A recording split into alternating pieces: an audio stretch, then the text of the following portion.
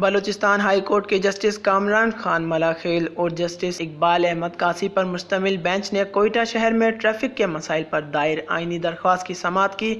عدالت نے گزشتہ احکامات کی تعمیل میں commissioner Quetta division, chairman regional transport authority اور ایس پی ٹریفک پولیس نے علیحدہ رپورٹس جمع کرائیں۔ عدالت کے گزشتہ احکامات کے مطابق عارضی بس اسٹاپ کے قیام کے لیے احکامات جاری کیے تھے، جس پر کمشنر کوئٹہ ڈویژن کی رپورٹ میں شہر کے 7 مقامات کی نشاندہی کی گئی ہے اور مقامی بسز کا روٹ وائز فزیکل معائنہ شروع کر دیا گیا ہے۔ عدالت نے اس ضمن میں کمشنر کوئٹہ کو ایک بار پھر حکم دیا کہ کسی بھی لوکل بس کو پشین اسٹاپ اور ریلوے اسٹیشن سے آگے شہر میں داخل ہونے کی اجازت نہیں ہوگی۔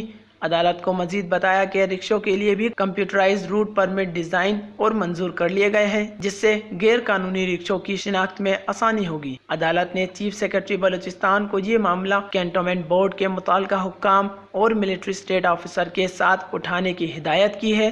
رپورٹس میں بتایا کہ ٹریفک بدنظمی کی ایک بڑی وجہ کوئٹہ کی بڑھتی ہوئی آبادی میں ٹریفک اہلکاروں کی کمی ہونا ہے، جس پر عدالت نے حکم دیا کہ فوری طور پر ٹریفک اہلکاروں کی تعداد میں اضافے کے حوالے سے اجلاس بلائیں۔ معزز عدالت نے حکم نامے کی ایک copy advocate general Balochistan, additional attorney general کے آفیسز، درخواست گزار سمیت چیف سیکرٹری اور متعلقہ اداروں کو اطلاع اور تعمیل کے لیے بھجوانے کا حکم دیتے ہوئے اگلی سماعت کے لیے 14 ستمبر 2023 کی تاریخ مقرر کر دی ہے۔